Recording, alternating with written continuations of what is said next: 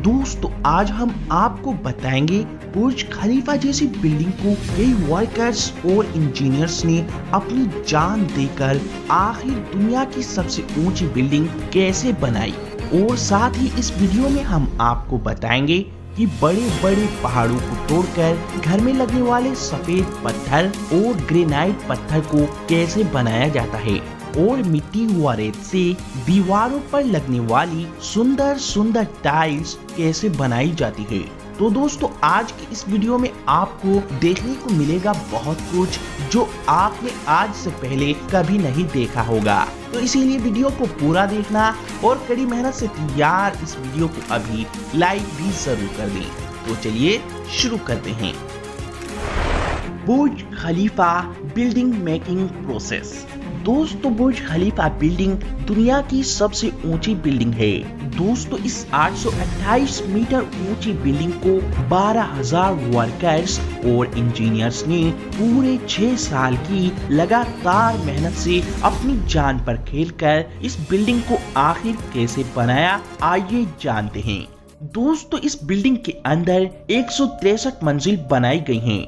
इस बिल्डिंग को बनाने में 25,50,000 क्यूबिक मीटर्स कंक्रीट और 39,000 टन सरिये का इस्तेमाल किया गया था और इस बिल्डिंग को बनाने में $1.5 अरब का खर्चा आया था और इस बिल्डिंग को बनाने का काम डेविड ब्रैडफर्ड को सौंपा गया था।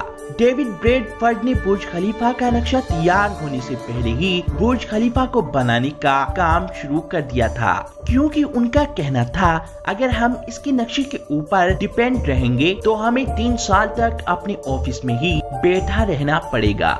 दोस्तों इतनी ऊंची बिल्डिंग बनाने के लिए बिल और उनकी टीम ने सबसे पहले एक स्ट्रक्चर बनाया ताकि बुर्ज खलीफा की मजबूती नीचे से ही बरकरार रहे। बुर्ज बनाने के लिए बिल ने बटरेस्ट कोर वाला स्ट्रक्चर तैयार किया। बटरेस्ट कोर के स्ट्रक्चर को इस तरीके से बनाया गया कि बिल्डिंग के बीचों बीच पहले एक कोर बनाया गया और इसकी तीनों साइड 3 विंग्स बनाई गयी और फिर इस स्ट्रक्चर के ऊपर ही बुर्ज खलीफा की बिल्डिंग तैयार की गई। इस बिल्डिंग की बुनियाद 75 मिलीमीटर तक रखी गई।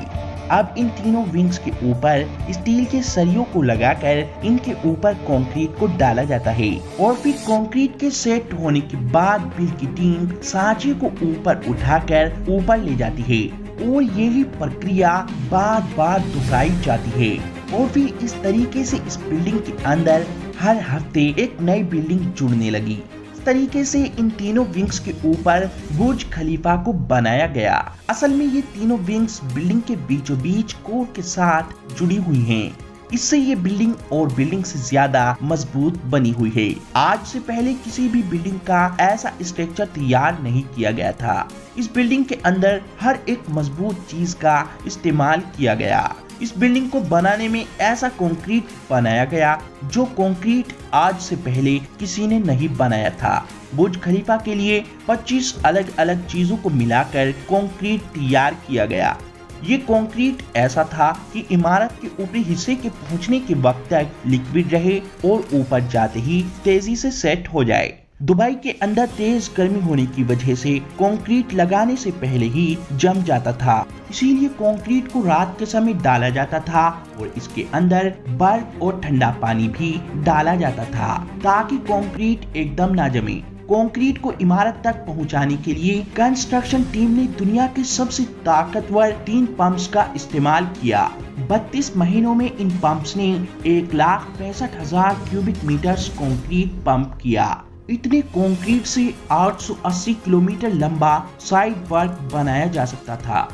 अब 3 साल बाद बुर्ज खलीफा का निर्माण 512 मीटर की ऊंचाई यानी 141वीं मंजिल तक पहुंच गया था। अब दोस्तों 141 मंजिल तैयार होने के बाद इसके ऊपर साजो सामान या किसी भी चीज को ले जाने के लिए डेविड ब्रैडफर्ड ने दुनिया की सबसे बड़ी 3 कंस्ट्रक्शन क्रेन की मदद ली।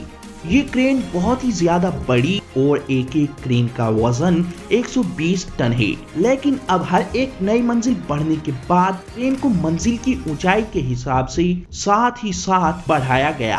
और ये क्रेन को इतनी ऊंचाई तक बढ़ाने का काम शरीफ और इनकी टीम ने अपनी जान पर खेलकर किया। अब दोस्तों सबसे बड़ी चुनौती थी कि इतनी बड़ी बिल्डिंग को हवा के प्रहार से बचाने की, क्योंकि ये समस्या पहले ही जॉन हैंकॉक के टावर में आ चुकी है। ये हैंकॉक टावर 240 मीटर ही ऊंचा था, लेकिन फिर भी इस टावर की इमारत हल्की फुल्की हवा से ही झूलने लगती थी और इसमें लगे 5000 से ज्यादा ग्लास पैनल्स नीचे गिरकर टूट गए थे। असल में घूमती हुई हवाएं स्काई स्क्रैपर्स के दोनों साइड से चिपक कर गुजरती हैं और फिर इमारत हिलने डुलने लगती है। इसीलिए हवा की ये खासियत बुर्ज को नुकसान न पहुंचाए, तो बुर्ज खलीफा की बिल्डिंग में कुछ सुधार किया गया। पहला, बुर्ज की ऊपर से चौड़ाई में कमी लाई गई और दूसरा, बुर्ज के आकार को हवा की मौजूदा दिशाओं के हिसाब से पूरी टावर की दिशा में फेर बदल किया गया। बुर्ज के इस आकार के बदलाव से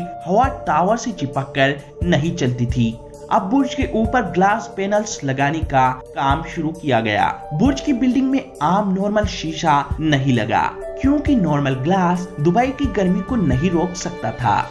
अगर बुर्ज में नॉर्मल ग्लास का यूज होता तो बुर्ज के अंदर का तापमान यानी ग्लास के भीतर का तापमान 98 डिग्री सेल्सियस होता और इस तापमान में शायद ही कोई जिंदा रह सके।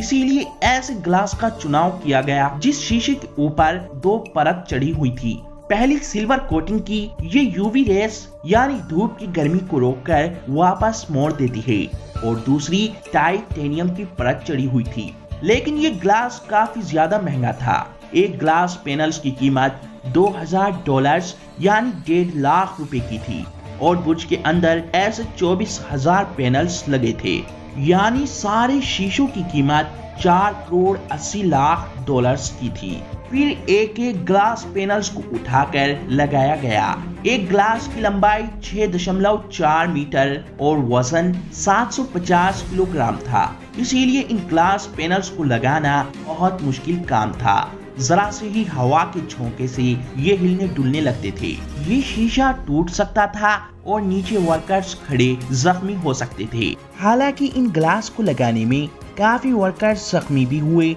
और काफी शीशे टूटने से काफी ज्यादा नुकसान भी हुआ, लेकिन इन वर्कर्स ने भी अपनी जान पर खेलकर इन शीशों को लगा ही दिया। अब ग्लास पैनल्स लगने के बाद सबसे बड़ी चुनौती बिल्डिंग के सबसे ऊपर 136 मीटर लंबा स्टील पाइप लगाना था। इसका वजन 350 टन था। असल में अगर बुर्ज को किसी मंजिल पर खत्म कर दिया जाता तो ये बिल्डिंग ऊपर से अधूरी लगती। इसीलिए बिल्डिंग आसमान को छूती हुई नजर आए तो ये स्टील पाइप लगाना था, लेकिन पाइप लगाने के लिए इतनी ऊंची कोई क्रेन नहीं थी और 350 टन वजन कोई हेलीकॉप्टर नहीं उठा सकता था। इसीलिए फिर इंजीनियरों ने पाइप के छोटे छोटे टुकड़ों को बिल्डिंग के ऊपर पहुंचाकर फिर इन पाइप के टुकड़ों को जोड़कर ये स्टील का लंबा पाइप लगाया गया। लेकिन इतनी ऊंचाई पर चढ़कर इस पाइप को लगाना इंजीनियर्स और वर्कर्स के लिए जानलेवा था। फिर स्टील का ये पाइप लगने के बाद दुनिया की सबसे ऊंची बिल्डिंग तैयार थी। तो दोस्तों ऐसे बुर्ज खलीफा बिल्डिंग को तैयार किया गया। Marble making process. दोस्तों घर या ऑफिस में लगने वाले सफेद पत्थर और ग्रेनाइट पत्थर को कैसे बनाया जाता है, आइए जानते हैं। दोस्तों सबसे पहले बड़े बड़े पहाड़ों को छोटे छोटे टुकड़ों में तोड़ा जाता है और फिर इन बड़े बड़े पत्थरों को क्रेनों की मदद से उठाकर इन पत्थरों को मार्बल फैक्ट्री में लाया जाता है। यहाँ पर इस फैक्ट्री में इन पत्थरों को सबसे पहले इस लोहे की ट्रॉली पर रखकर इस पत्थर को कटर मशीन के नीचे रखकर एक मार्बल पत्थर के साइज में काटा जाता है। ये कटर मशीन एक ब्लेड या फिर कई ब्लेड के रूप में भी आती है। ये कटर मशीन इस पत्थर को 12 से 24 घंटों के बीच में ही काट पाती है। अब ये बड़ा सारा पत्थर एक मार्बल पत्थर के साइज में कटने के बाद इन पत्थर के पीसेस के ऊपर पॉलिश की जाती है। ये पॉलिश भी कई तरह की होती है। लेकिन यहाँ पर इस पॉलिश से इस पत्थर को ग्रेनाइट पत्थर का रूप दिया जा रहा है। अब पॉलिश हो जाने के बाद आपके घर में लगने वाला पत्थर तैयार है। ऐसे सफेद पत्थर और ग्रेनाइट पत्थर को तैयार किया जाता है। Tiles making process. दोस्तों आज ज्यादातर दीवारों को सुंदर और पानी की नमी से बचाने के लिए सुंदर सुंदर टाइल्स का यूज किया जाता है। तो चलिए दोस्तों आज हम जानते हैं कि आखिर चिकनी मिट्टी और रेत से टाइल्स को कैसे बनाया जाता है। टाइल्स बनाने के लिए सबसे पहले चिकनी मिट्टी और रेत को फैक्ट्री के अंदर लाकर इस मिट्टी और रेत को इस बड़ी सारी मशीन के अंदर डाला जाता है ताकि मिट्टी और रेत आपस में बहुत ही अच्छी तरह मिक्स हो जाएं और बिल्कुल बारीक भी हो जाएं। अब इस मिट्टी और रेत के मिश्रण के अंदर पानी और कुछ केमिकल डाले जाते हैं। अब मिट्टी और रेत का एक पेस्ट तैयार होने के बाद इसे दूसरी मशीन की मदद से अच्छे से गूंदा जाता है। अब गूंदे हुए मिट्टी के पेस्ट को इस रोलर मशीन से गुजारकर एक मिट्टी की पतली परत तैयार कर ली जाती है। अब इस पतली परत को टाइल्स के साइज के हिसाब से काट लिया जाता है। अब इन टाइल्स को ड्राइंग मशीन का इस्तेमाल करके सुखाया जाता है। अब टाइल्स सुखाने के बाद इन सभी टाइल्स को आग की भट्टी में पकाया जाता है। अब भट्टी में ये टाइल्स पकने के बाद इन टाइल्स को ठंडा करने के लिए छोड़ दिया जाता है। अब ये टाइल्स ठंडी होने के बाद इन टाइल्स पर स्प्रे किया जाता है। इन टाइल्स पर ग्लेज का स्प्रे किया जाता है। ग्लेज स्प्रे यानी इन टाइल्स पर शीशे की परत चढ़ा दी जाती है जो लेमिनेशन की तरह काम करती है।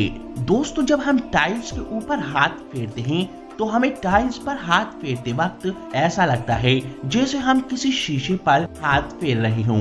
ये सब ग्लेज स्प्रे का ही कमाल होता है। अब इन सभी टाइल्स को मशीन से इस स्प्रे की गई टाइल्स पर सुंदर सुंदर डिजाइन की पेंटिंग कर दी जाती है। अब इन टाइल्स को पैक करा जाता है। ऐसे टाइल्स पूरे प्रॉपर तरीके से तैयार हो जाती है। और हाँ दोस्तों सबसे जरूरी बात, अगर हम इससे भी अच्छी वीडियो बनाएं तो इस वीडियो को लाइक, शेयर और इस चैनल को सब्सक्राइब भी जरूर करें।